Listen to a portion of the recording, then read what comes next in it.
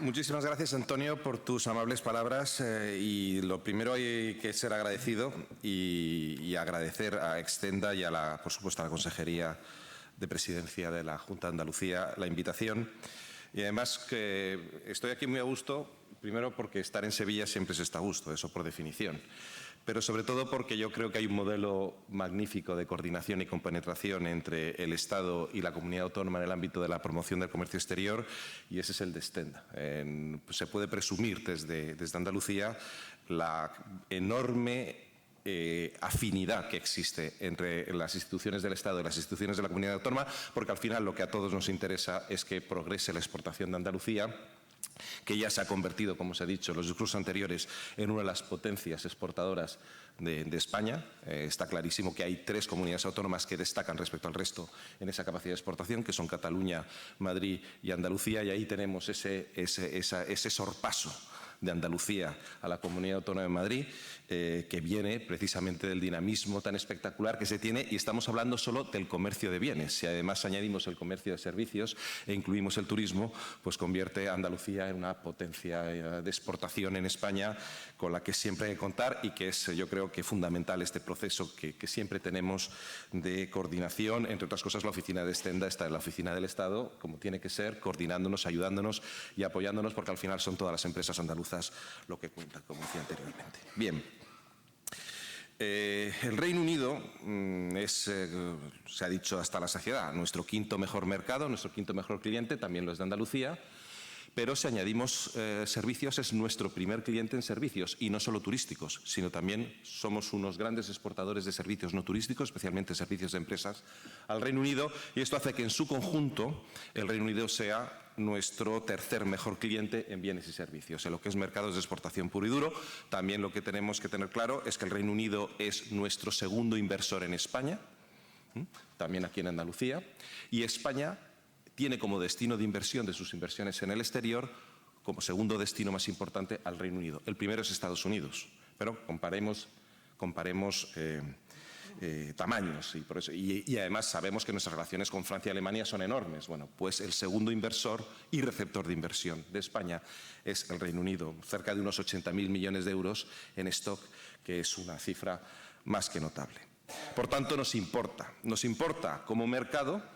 Luego hablaré un poco de las características de este mercado y por dónde va, y nos importa porque es el primer país de la historia que decide abandonar la Unión Europea y entra un proceso totalmente nuevo, muy complejo, que en el fondo pues es un tipo de divorcio, y podemos tener el mejor divorcio del mundo, pero no dejará de ser un divorcio, y afortunadamente esto no ha acabado en la guerra de los Rose, que podía haber ocurrido.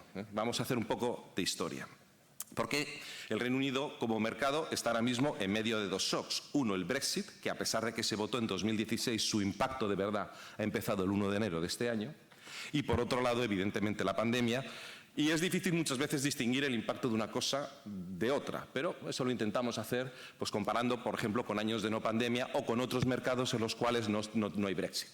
Hacemos ejercicios un poco de análisis tratando de ver el impacto de cada cosa. Vamos a empezar por el Brexit. Hacemos un poco de memoria, porque es que yo creo que a veces, viendo noticias y noticias de lo que está ocurriendo, tenemos un poco nos cuesta tener la perspectiva. Voy a intentar que recordemos un poquito brevemente lo que fue la perspectiva. Se vota en 2016 en un referéndum, y a partir de entonces el problema es, bien, nos vamos, pero ¿cómo nos vamos?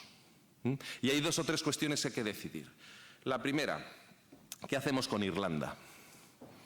Porque Irlanda tiene su propio proceso político, que son los acuerdos de Pascua, en las cuales se daba por hecho que el movimiento de personas, mercancías, servicios y capitales iba a ser perfectamente fluido dentro del mercado interior. Una vez que esto pudiera no ser así, es necesario mantener los acuerdos de paz de Irlanda tal y como estaban, y por tanto Irlanda tiene que seguir siendo una zona de libre movimiento de personas, mercancías, servicios y capitales. Al mismo tiempo, el Reino Unido se plantea qué tipo de relación tiene que tener con la Unión Europea, y básicamente tenía 2 posibilidades: o ser un tercer país, es decir, un modelo de relación como el que tiene Canadá con la Unión Europea, por poner un país muy cercano y que comparten jefe de Estado, o un modelo más integrado como el que tiene Noruega. Al final, las autoridades británicas decidieron que no querían el modelo noruego. ¿Qué ventajas tendría? Que forman parte del mercado interior, aunque no de la unión aduanera, pero sí del mercado interior. Mismas reglas y movimiento sin problemas de etiquetado, de normativa, de 1000 cosas que son la normativa interior. Inconveniente, pues que tenían que hacer una normativa muy alineada con la normativa europea en todos los ámbitos de mercado y además, aunque no se aplican las sentencias del Tribunal de Luxemburgo, en el Tribunal EFTA, en el tribunal que tiene Noruega con los demás países del espacio económico europeo, tienen que de alguna manera tener unas sentencias o unas disposiciones similares a las que hace el Tribunal de Luxemburgo. Es decir, hay un cierto grado de autonomía normativa y de aplicación judicial, pero limitado.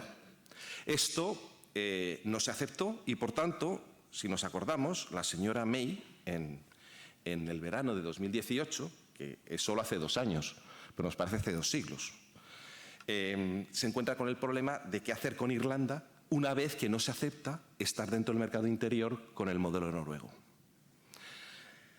Y ella opta por una solución, y es mantener al Reino Unido dentro del mercado interior en tanto en cuanto no se defina la relación futura y se establezcan los elementos adecuados para que veamos cómo va a relacionarse el Reino Unido con Europa en distintos ámbitos normativos.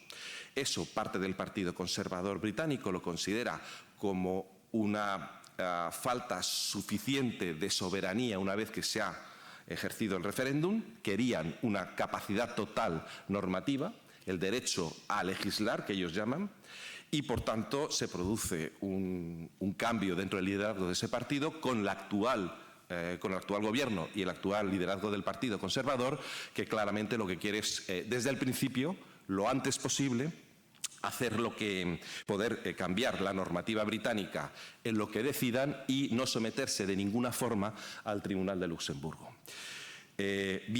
Queda definido, por tanto, el estatus que va a tener el Reino Unido, pero se genera el problema en Irlanda. ¿Cómo haces la cuadratura del círculo de mantener Irlanda dentro del mercado interior y dentro de incluso la unión aduanera en algunos aspectos y todo este tipo de cuestiones, y al mismo tiempo el Reino Unido tener capacidad de legislar? Entonces, esto fue el susto, por decirlo así, de 2019. Es que los fines de año están siendo verdaderamente emocionantes en el Reino Unido. Cada fin de año nos acercamos siempre a tensiones de todo tipo y situaciones complejas. La del año 19 era: vamos a llegar al final de año, se va a cumplir el periodo transitorio que se estableció una vez que se dijo que el Reino Unido formalmente abandonaba la Unión Europea y no tenemos siquiera idea de cómo va a ser el divorcio. Bueno, al final se acordó el divorcio en enero del 20, si nos acordamos, en el momento en el cual se acepta básicamente este esquema. Se pone una serie de periodos transitorios de salida del Reino Unido, que ya están prácticamente cumplidos. Por ejemplo, cuánto todavía tenían que pagar a la Unión Europea, qué pasa con los Erasmus, este tipo de cosas que pasaban. Y al mismo tiempo se dice, se va a establecer una frontera regulatoria y en algunos casos aduanera en el mar de Irlanda. Es decir, los productos que vayan de Irlanda del Norte a la República de Irlanda y viceversa están dentro del mercado interior europeo, por simplificar, y lo que vaya de Irlanda del Norte a Gran Bretaña tiene que tener un control aduanero. Bien, siguiente año, vale, ya sabemos cómo nos vamos, aunque se dio un tiempo para aplicar este esquema, sobre todo el protocolo de Irlanda, que es uno de los temas que tenemos sobre la mesa todavía. ¿Cómo va a ser? Bueno, una vez que están fuera, claro, Reino Unido tenía 2 problemas. Acuerdos comerciales con el resto del mundo que están firmados por la Unión Europea. Al salir del Reino Unido de la Unión Europea, tiene que hacer acuerdos con el resto del mundo. Ha tenido una labor muy laboriosa el gobierno británico, con mayor o menor éxito. Ha sido bastante exitoso, hay que reconocerlo, pero, por ejemplo, con Estados Unidos todavía no lo ha logrado. Y con Canadá y Australia tienen firmados preacuerdos, pero no la letra pequeña. Esto, por ejemplo, importantísimo de cara a nuestro vino, que luego hablaré del tema sectorial, si tenemos tiempo, porque esto da para mucho. Después, tenemos ese primer problema, ¿qué hace el Reino Unido con el resto del mundo? Como decía anteriormente. Segundo problema, ¿qué hace el Reino Unido con la Unión Europea? Porque en el momento que tienes el divorcio, en aquel momento, la relación comercial del Reino Unido con la Unión Europea era la misma que tiene Nepal.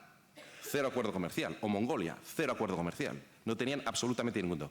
Y por fin, en noviembre, en la Nochebuena, en diciembre, en la Nochebuena del año pasado, se llega al acuerdo de cooperación, que es un acuerdo de comercio de bienes muy escaso en tema de servicios, muy limitadísimo en movimiento de personas. Tiene algunas cuestiones interesantes, como es la parte de energía, que algo mejor está, aunque quedan muchas cosas por determinar. Por ejemplo, los derechos de emisión que antes contaba Daniel no son compatibles. Un derecho de emisión emitido por el Reino Unido no se puede utilizar en el continente y al revés. Tenemos un marco institucional, que es el que estamos viendo continuamente, esas conversaciones entre Frost y Šefčovič continuamente, para ver cómo funciona de bien o de mal, una serie de salvaguardias que se pueden establecer, que es una de las cosas que están aquí pendientes, y, por ejemplo, no hay nada sobre seguridad social, que sería interesante tener algún tipo de acuerdo de seguridad social. No hay nada de reconocimiento de títulos, que sería importante tener temas de reconocimiento de títulos. Lo que digo es que fue un acuerdo de mínimos en la Nochebuena para que entrase en vigor el 1 de enero y además fue ratificado de urgencia por parte del Parlamento Europeo en febrero y mientras tanto estuvo en vigor pues de aquella manera para que no hubiese distorsiones en el mercado. ¿Qué es lo que nos está pasando este año? Ahora empezaré qué es lo que ha ocurrido con las empresas y con el Brexit desde el comienzo de año, pero lo que ha ocurrido es que el gobierno británico, que tendría que ya estar aplicando el protocolo de Irlanda, por 2 veces y de manera unilateral ha ampliado los plazos de aplicación. Y en la situación presente, es decir, teníamos acordado un periodo transitorio y ellos unilateralmente lo han ampliado, sin aceptación por parte de la Unión Europea. Eso ya de entrada ha generado una tensión. La tensión adicional proviene de una vez que se ha visto que la aplicación del protocolo genera una frontera interna. Por ejemplo, el caso más vistoso, la Unión Europea prohíbe la importación de carne picada refrigerada a todos los países terceros, no solo al Reino Unido. Bien, uno de los platos nacionales en el Reino Unido es la salchicha británica. No se podía exportar, según normas de mercado interior, salchicha desde Gran Bretaña hasta Irlanda del Norte, porque Irlanda del Norte forma parte del mercado interior europeo. Y esto lo llamaron los medios de comunicación, los tabloids, la guerra de la salchicha. Esto es anecdótico, pero refleja los miles de problemas que tiene una relación con un tercer país. La Unión Europea tiene muchísimas más reglas de protección del consumidor, etcétera, etcétera, que aplica a terceros países y no se aplica dentro del mercado interior. Mismamente las comunidades autónomas tienen una estrictísima vigilancia de mercado en España, desde tiempos remotos, desde siempre, pues probablemente por herencia del caso de la colza y algunos otros que ha habido. Y los británicos se han sorprendido de lo difícil que es entrar en los mercados españoles y lo duras que son nuestras comunidades autónomas en el ámbito sanitario. Yo creo que hacen muy bien. Antes no les pasaba porque producto puesto en el mercado en la Unión Europea podía circular libremente dentro del conjunto de la Unión Europea. Bien, por tanto, desde el 1 de enero nos están ocurriendo varias cosas. Es cuando entra en vigor el acuerdo y la salida definitiva, el fin del periodo transitorio. Hay que pasar aduana, antes era introducción intracomunitaria, con todo el trámite que ello supone y además dentro del acuerdo no hay ningún tipo de cláusula de aligeramiento de los trámites aduaneros, lo que en jerga de acuerdos comerciales se llama acuerdos de facilitación de comercio. Por ejemplo, con Noruega, si tú has hecho un chequeo de seguridad, ya el producto no necesita hacer, cuando entre en la Unión Europea, ese chequeo de seguridad. Pongamos una mercancía americana, llega a Noruega. En Noruega chequean que ese explosivo, por ejemplo, sea correcto, un producto peligroso, un producto químico. Con el certificado noruego ya puede entrar en la Unión Europea. Eso con el Reino Unido no ocurre. Al entrar en Europa tiene que volver a pasar certificado. No hay acuerdo de facilitación de comercio y tenemos todavía muchas cosas que hacer. ¿Qué implica esto para las empresas, como decía? Pues al principio nosotros hemos resuelto del orden de 1.200 consultas como oficina comercial, solamente nosotros, de trámites. De hecho, el equipo que tenemos es un equipo muy bueno en el que ha pasado de hacer mera promoción ICEX, lo mismo que hace Stenda, a reconvertirse en un 80% del trabajo a análisis de acceso a mercado. Trámites aduaneros, las cuestiones fitosanitarias, temas de sanidad, todo lo que tiene que ver con el movimiento de mercancías. Por decirlo así, nuestra oficina, de ser 90% ICEX, 10 Ministerio, Secretaría de Estado de Comercio, ahora pasa a ser 80% Secretaría de Estado, por lo menos en estos momentos iniciales. Y no digo que 20% ICEX porque seguimos haciendo mucha promoción, lo que pasa es que con la pandemia el tema de la promoción se ha quedado bastante más complicado, ¿no? Y ahora estamos retomando la actividad de promoción, pero sin dejar lo otro. Hemos elaborado 46 guías de acceso al mercado de todo tipo, productos químicos, agroalimentarios, se pueden consultar en nuestra página web, que básicamente, y muchas de ellas es ya no solo la normativa británica, sino las consultas que hemos hecho a los británicos para tratar de resolver todo tipo de cuestiones. Bien, respecto a las empresas, empezaron con un cierto grado de despiste, sobre todo aquellas que no estaban exportando a terceros países tipo China, Canadá, Estados Unidos. Yo creo que la adaptación ha sido extraordinaria. Lo ves por el tipo de consultas. Al principio decíamos, bueno, estos están en primero de Brexit.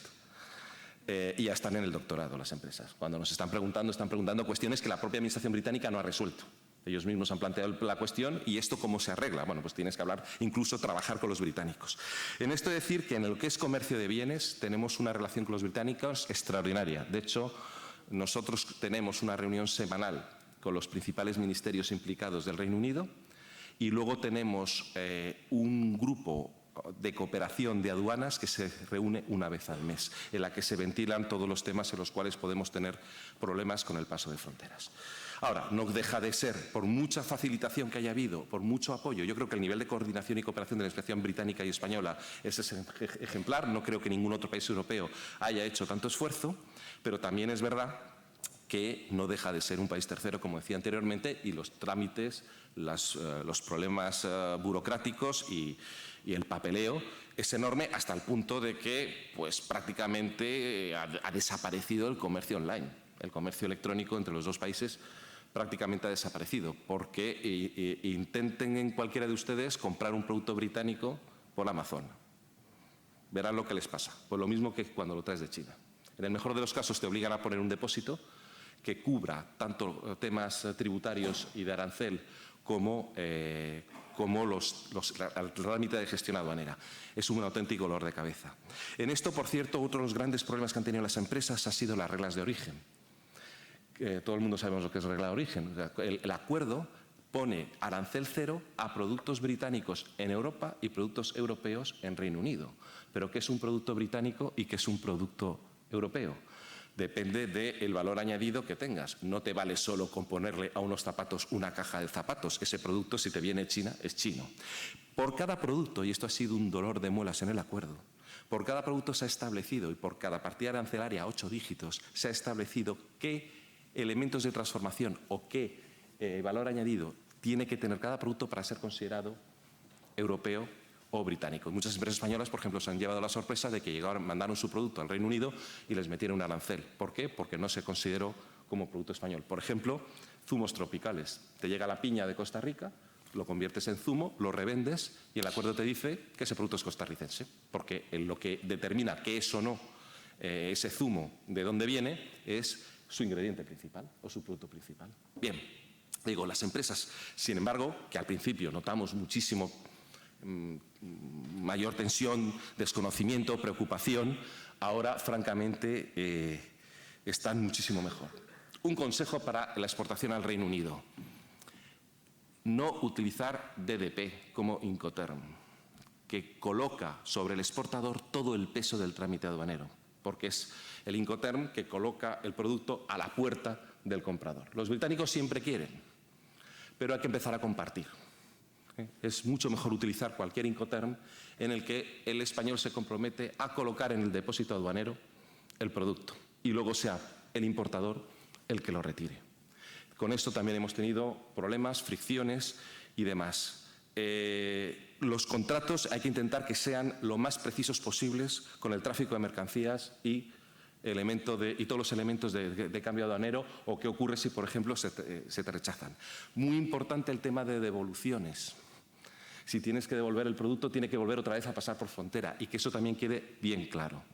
Por ejemplo, los británicos al principio tardaban mucho en dar un registro de IVA a las empresas exportadoras españolas en su agencia tributaria, el HMRC. Pero, sin embargo, con un trabajo que hay que reconocérselo, lo han reducido a 2 semanas, que es un tiempo más que razonable. Lo digo porque luego surge el problema diario, los problemas diarios de lo que ocurre con el propio Reino Unido, con este tipo de cosas. Bien, ¿dónde está ahora la preocupación de las empresas? Una vez que ya el tema de mercancías está mucho más claro y, claro, ahora las consultas que tenemos son especialísimas. Por ejemplo, una empresa que tiene que traerse una máquina que es de segunda mano para hacer específicamente un trabajo que tienen en una obra pública británica. Entonces, cómo eso entra, si tiene que ser tráfico de perfeccionamiento, etcétera, etcétera, con una gran complejidad muchas veces, que a veces consultamos con Madrid, con nuestros especialistas de la Dirección General de Política Comercial, que son muy buenos, nuestros colegas del Ministerio, y a veces tienes que hacer la propia consulta al Departamento de Aduanas de la Unión Europea y con los británicos, porque muchas veces son cosas ya muy puntuales, ¿no? Como decía anteriormente. Pero esto ya está yendo muchísimo mejor, sin duda ninguna. ¿Dónde tienen problema ahora las empresas? En movimiento de personas.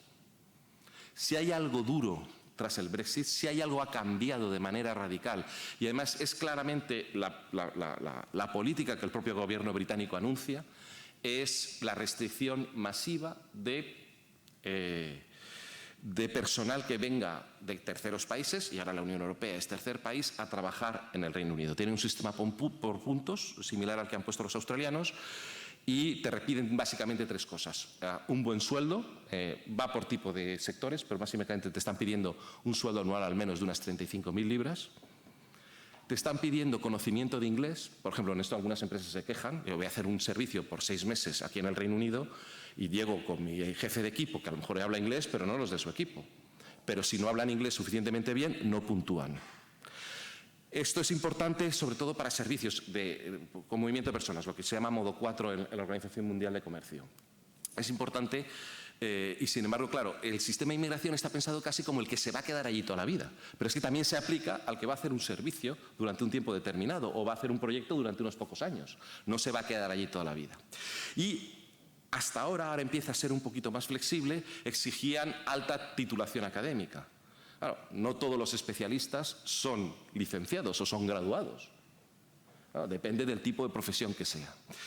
Esto, a cualquiera que le digas ahora mismo cómo están las cosas, te va a decir que tienen estos problemas. Hay un tipo de problemas que todavía no han surgido y que puede afectar mucho, sobre todo por el perfil de exportación que hay aquí en Andalucía, que es los controles en frontera que se establecieron para materiales peligrosos el 1 de enero, pero todavía están por poner hasta el 1 de julio del año que viene, porque los británicos no han tenido capacidad de ponerlos. De la misma manera que todos los puertos británicos ya están controlados en frontera dentro de la Unión Europea, y España no es una excepción, los británicos, como tenían más o menos 2/3 partes de las operaciones, el comercio de la Unión Europea con el Reino Unido es la mitad de su comercio, pero el 2/3 partes de sus exportaciones. Suelen venir cantidades, volúmenes más grandes desde Asia. Por tanto, es 2/3 partes de las operaciones. Quiere decir que si paso de controlar 1/3 a controlar el 100%, tengo que multiplicar por 3 mi capacidad de gestión aduanera. Y es lo que los británicos todavía no han podido hacer. Por ejemplo, muestreo de productos agroalimentarios para temas de sanidad. Tienes que poner laboratorios, no los tenían. Tienes que contratar el triple de gente que tenías en las aduanas.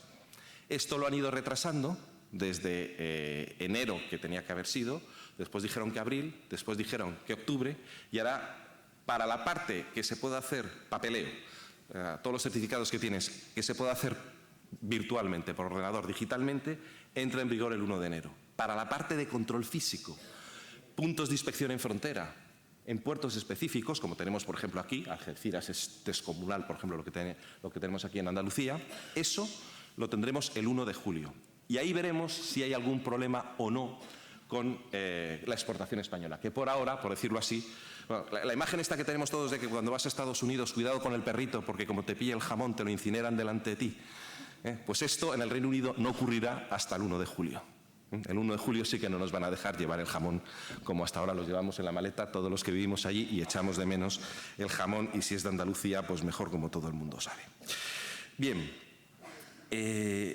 esto es el Brexit y lo que ha generado a las empresas. Pues digo, da para contar caso por caso. Tenemos 46 o 48, creo que ya van guías. Surgen en todos los sectores elementos muy específicos y tremendamente definidos en el ámbito sectorial. Cualquier cosa que se quiera con este tema, de la misma manera que colaboramos con Extenda para los temas de promoción, en los temas de estos, pues bien a través de la territorial o a nosotros directamente, cualquier empresa que necesite conocer o tener algún tipo de intervención en cualquier cuestión que le surja con el tráfico de mercancías, pues puede acudir a nosotros. ¿Cómo está el mercado británico? Bueno, primero la libra, muy importante. La libra tuvo una depreciación fortísima a raíz del referéndum. Cayó más o menos un 15%. Entonces, sobre ese nivel de caída ha tenido altos y bajos, nunca recuperando el nivel fuerte de la libra fuerte pre-referéndum, ¿no? Pero hemos tenido situaciones de depreciación cuando se veía que entrábamos en esos fines de año tan emocionantes de que esto va a ser el divorcio de los Rose, a pasar a momentos en los cuales la libra ha ido mejorando. Ahora está fuertecilla. No, como digo, no recuperando los niveles, pero sí, por ejemplo, respecto al año pasado tiene, respecto al euro, un 5 o 6% de apreciación. ¿Por qué ha sido esto? Por la fortaleza de la economía británica. Porque a pesar de que es la economía que más ha caído de Europa durante el año 2020 junto con España, probablemente por su mayor intensividad en su estructura económica en servicios, también es verdad que la previsión para este año, y la acaban de subir, es el 6,5%, que es una subida fuerte. Y para el año que viene también muy fuerte, hasta el punto de que el gobierno británico ha relajado un poco sus perspectivas de ajuste a medio plazo del presupuesto porque han visto que la capacidad de recaudación es mayor ya este año de la que ellos esperaban y para años futuros también. Ha habido una bajada última por una sorpresa. Todo el mundo anticipaba una ligerísima subida de tipos de interés por parte del Banco de Inglaterra para ir a empezar a controlar la inflación, que todavía está en el 3 y pico, no incorpora del todo precios de la energía pero probablemente tendremos en noviembre un dato ya más alto, del 3 y pico se va a ir al 4 y pico por lo menos, y el Banco de Inglaterra anticipa un 5 para final de año. En eso está en línea con otros países, pero ya estaban previendo la necesidad de que los tipos de interés apuntasen un poquito a que si la cosa el año que viene se desmadra, empezar a apretar un poco más. Pero que no lo han hecho. En la última reunión del Comité de Política Monetaria del Banco de Inglaterra no lo han hecho. Y eso ha generado una cierta decepción en los mercados que ha debilitado un poco la libra, no mucho, estamos hablando de un punto porcentual, un 1%. Pero bueno, por lo menos ha generado ese efecto. Respecto a la pandemia, que es el otro gran shock, ¿no? Como decía, yo creo que los británicos tienen una ventaja y eso es una economía tremendamente flexible. Y ahora que estamos en una situación en la que lo que tienes es, como decía antes Daniel, tienes sectores recalentados con cuellos de botella en que la demanda está subiendo muchísimo y te está faltando personal y te está faltando materias primas y tienes problemas en el transporte, es verdad que la capacidad de ajuste que tiene la economía británica, tanto movimiento de personas de unos sectores a otros, con un mercado laboral mucho más flexible que el nuestro, y también de capital. O sea, en el Reino Unido cerrar una empresa es facilísimo. De forma que si algo no se necesita, pues se cierra y punto, porque es que esto ya no se demanda. Los trámites tan laboriosos y el ámbito concursal que tenemos en España es mucho más complicado y mucho más pesado. En su caso, pueden mover capital y trabajo hacia los sectores que más están necesitando. No obstante, en esta crisis que estamos teniendo de las cadenas de valor añadido globales, el Reino Unido, al estar fuera del mercado interior, puede solucionar con mayor dificultad los problemas que están surgiendo en todas partes. Si la crisis de la cadena de valor es el martillo, el Brexit, en el caso británico, es el yunque. Y ahí ha pillado en medio a la economía británica. Y hemos visto, por ejemplo, que es un país en el que tiene unos 300 o 400.000 desempleados cualificados. La tasa de paro sigue siendo bajísima, estamos en el 4%. Y, sin embargo, tiene más de 1 millón de vacantes. Es decir, puestos de trabajo que no se cubren. Y esto ha llevado también a problemas con transportistas y estos elementos que son relativamente pictóricos, pero no tanto. Por ejemplo, BP sigue con la cuarta parte de sus gasolineras cerradas porque no las puede suministrar. Entonces, es verdad que la crisis logística y la crisis de la cadena de valor, en el caso de la economía británica, es más severa, probablemente porque no tiene la capacidad de buscar suministradores alternativos o lo tiene con mayor dificultad en otros países de la Unión Europea, como sí nos está ocurriendo en España. Pero salvo ese elemento, yo creo que a medio plazo, tanto las perspectivas de crecimiento como los planteamientos que están haciendo de cara la flexibilidad que tiene en el mercado laboral, la rapidez con la que han recuperado el empleo, cómo va la recaudación pública y que básicamente está claro que el Banco de Inglaterra quiere mantener una sana estabilidad de la moneda, hace el mercado británico uno de los mercados con diferencia más atractivos que yo creo que hay en este momento, con un pequeño problema, que hay que acostumbrarse a que es tercer país. Es decir, la dificultad que tienen las empresas españolas para acceder a este mercado es pues, pasar por el aro de lo que es la nueva relación. Pero una vez que pasas por el aro, el éxito es impresionante. Y si nos vamos a las cifras de la economía andaluza, ya lo vemos, Andalucía está exportando al Reino Unido un 9% más que antes de la pandemia. La cifra es notable, porque a mí me gusta comparar las cifras no con el 20, que el 20 es un año anómalo que no nos dice prácticamente nada. Me gusta comparar lo que está ocurriendo en el 21 con el 19. Y la exportación andaluza en bienes al Reino Unido es un 9% superior a la que había a principio de año. La cifra está, si no recuerdo mal, está cerca del 2%, la exportación andaluza general global respecto al 2019 está un 2% por arriba, lo cual quiere decir que para la economía andaluza el mercado británico ha sido con diferencia uno de sus mercados más dinámicos y además es cercano. Pese a todos los problemas del Brexit, es cercano, es conocido. Es uno de los clientes en los que más fácilmente se puede confiar porque además tiene todas las ventajas de lo que es un país europeo. Por eso yo siempre animo a que este mercado hay que tomarlo muy en serio. Está en franco proceso de recuperación, la economía va robusta, va fuerte y es verdad, es con más dolores de cabeza de los habituales, tanto en logística como en tramitación administrativa. Eso es rigurosamente cierto. Pero no por eso, yo creo que eso es lo que genera también la oportunidad de negocio. Digamos que el que se atreve lo consigue. Nelson, antes de Trafalgar, de infame memoria para nosotros, dijo aquello de "who dares wins", ¿no? El que se atreve gana. Pues esa misma frase de Nelson creo que se puede aplicar claramente a las empresas españolas y especialmente a las empresas andaluzas. Con esto yo creo que he dado una perspectiva bastante general de lo que está siendo el Brexit, de la importancia que tiene para nosotros. Hay un elemento adicional que a nadie se le escapa y simplemente lo apunto porque no sabemos qué va a ocurrir. El tema de Irlanda del Norte, que hasta ahora nunca la sangre llegó al río, no tuvimos un problema en acabar firmando un acuerdo de salida, ni tampoco un acuerdo de cooperación y libre cambio, como se firmó a finales del año pasado, justo hace un año. Y ahora tenemos el problema de Irlanda del Norte, que si se amenaza con aplicar el artículo 16, las últimas comunicaciones que vienen de Bruselas, dicho por la propia gente de Bruselas, dice que los británicos están en un tono mucho más conciliador y buscando otras áreas de cooperación, dejando los temas más complicados congelados, no agravando la crisis, lo cual yo creo que eso es bueno. Yo creo que tendremos otro fin de año de infarto, pero que al final las cosas no serán tan graves. Pero hay un tema que hay que tener claro. Hay una influencia directa de lo que ocurra con Irlanda del Norte y lo que vaya a ocurrir con Gibraltar, que estamos aquí en Andalucía. ¿Por qué lo digo? Porque hay una idea de hacer una frontera correcta, que cumpla con sus objetivos, pero que facilite el intercambio lo más posible. Si quieren una expresión, blanda. No sea una frontera dura, sea una frontera blanda, que cumpla con sus objetivos de control, pero que al mismo tiempo lo facilite. Sin duda que estamos en medio de la negociación entre la Unión Europea y Gibraltar, un tema va a influir al otro, porque además tenemos al mismo negociador en el otro lado, que es el gobierno británico. Y sin duda lo que se vaya acordando y aceptando como medida suficiente, no invasiva, poco agresiva para el transportista o para el exportador-importador que esté allí, pero que cumpla rigurosamente con los controles aduaneros, fitosanitarios, etcétera, etcétera, que tengan que cumplir, sin duda va a ser modelo para lo que estemos viendo en Gibraltar. Va a ser modelo, o por lo menos va a tener una influencia. Yo no me atrevería a decir que va a ser modelo, pero sí que va a tener una cierta influencia.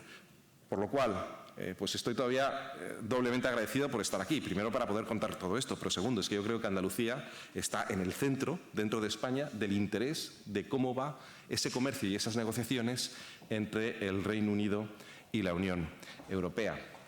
Y yo creo que con esto, pues lo que quería contarles, pues lo he podido hacer. A lo mejor no sé si alguien quiere hacer alguna sugerencia o alguna cuestión. Y si no, pues yo creo que ya bastante hemos tenido de hablar del Brexit.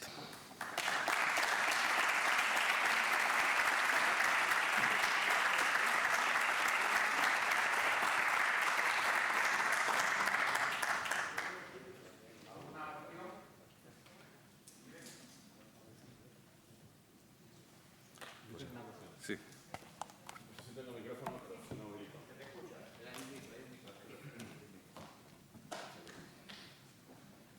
Muchas gracias. ¿Me escuchas bien? Sí. Bueno, has comentado que los primeros meses se ha saldado con un saldo positivo, es decir, ese miedo que teníamos de que el Brexit pudiera generar una caída de las exportaciones, hemos vendido un 9% más. Me sigue preocupando una cuestión, que no sé si todavía es que no se ha mostrado suficientemente y que me preocupaba y nos preocupaba a los andaluces en los momentos iniciales cuando ya estábamos en los extractores del año 19 a punto de entrar en el nuevo régimen. Y es, ¿qué ocurre con los terceros países en la relación que tienen con Reino Unido, que anteriormente a su salida de Europa tenían unos elementos de control que eran los aranceles que ponía la Unión Europea? En el momento en que ya no estás en la Unión Europea, tú pones tus propios aranceles. Esos países son competidores de España y son competidores de Andalucía. ¿Ese efecto todavía no se ha visto o se ha visto y no ha sido tanto como se esperaba? Pues como dice el clásico, me alegro que haya usted hecho esa pregunta porque sí, a lo mejor una de las cosas que se podía... De todo esto se puede ampliar mucho, ¿no? Terceros países. Con países que nos pueda hacer competencia real, todavía no hay tanto en vigor.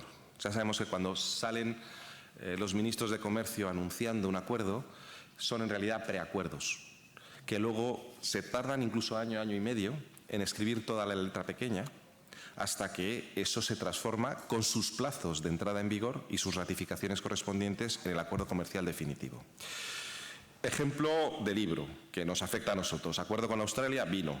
Vamos, es que de hecho otra de las cosas que estamos haciendo es tratando de hacer ese análisis, estar viendo cuáles son nuestros principales países competidores en nuestras principales áreas de exportación y qué está poniendo el acuerdo sobre estos, bajadas de aranceles o no, o acceso a mercado de un tipo, de otro, etcétera, etcétera. Bueno, se anunció a bombo y platillo a final del verano que había acuerdo con Australia.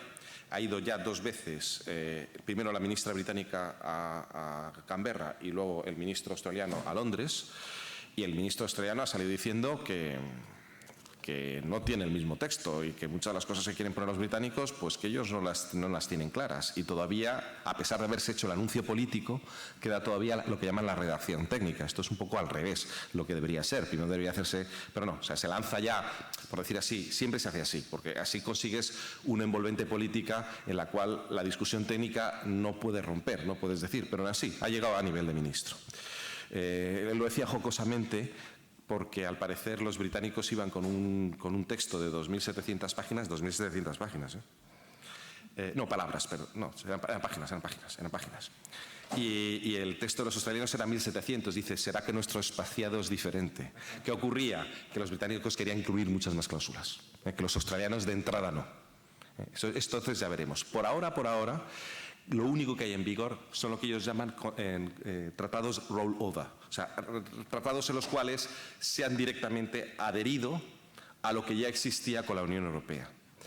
El único importante que tiene cosas adicionales es el de Japón. Por ejemplo, Japón, los británicos lograron meter muchas más denominaciones de origen británicas en el acuerdo suyo con Japón del que ya tenían y entonces presumieron de que era mucho mejor estar por fuera. Bueno, luego se vio, por otro lado, una de las cosas que hacemos nosotros es, una vez que leemos el informe del Ministerio Británico sobre el acuerdo, preguntar a nuestro correspondiente en el otro país, a nuestra oficina en el otro país, que qué dicen allí. Y te llevan las sorpresas, claro, porque allí cuentan lo que les han sacado a los británicos. Por ejemplo, en el caso de Australia, por ejemplo, con Sudáfrica, preguntamos a la oficina en Sydney y a la oficina en Johannesburgo, oye, ¿qué están diciendo aquí el acuerdo británico? Y te mandaban lo que contaba el propio gobierno de allí, y claro, ¿qué es lo que los británicos no cuentan? Tienes que jugar un poco el juego de estas cosas. Pero sí que es verdad que, sobre todo en agroalimentario, que es donde hay más nivel de protección dentro de la Unión Europea, nos podemos encontrar con una mayor competencia. Tampoco los británicos, que presumieron el discurso de Johnson, que lo hizo en la antigua Academia Naval Británica y en Greenwich, donde el Meridiano, que citó, que a mí me sorprendió, citó a David Ricardo, Adam Smith y a Hume, digo, hombre, aquí los adalides del libre cambio. Luego lo que realmente está cambiando no está cambiando tanto. De hecho, incluso hay un cierto grado de peligro de proteccionismo porque la administración británica ahora se ha puesto en el disparadero del lobby de los sectores.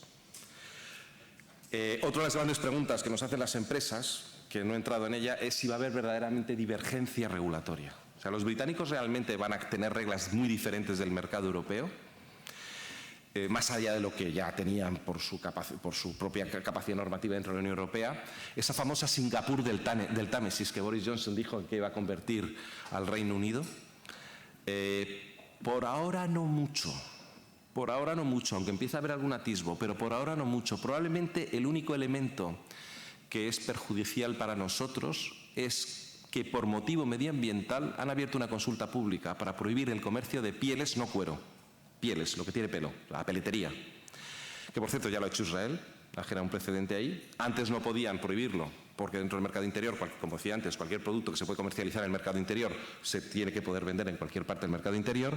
Y uno de los ejemplos que están poniendo de qué bien que estamos ahora en el Brexit y tenemos el right to regulate, ¿no?, el derecho a regular, es que todo tiene pinta de que hay un deseo por parte, salvo que le salga muy mal la audiencia pública, hay deseo del gobierno británico, si no de prohibir del todo, por lo menos limitar muchísimo la venta de pieles. Ya no se puede producir, desde hace años no puede haber granjas de bisones, por ejemplo, en el Reino Unido, pero sí prohibirlo. Por cierto, van a establecer una excepción. Los gorros de la Guardia Real, la Guardia de la Reina, son de oso, que además viene de Canadá, y han dicho que de entrada eso sí lo van a exceptuar.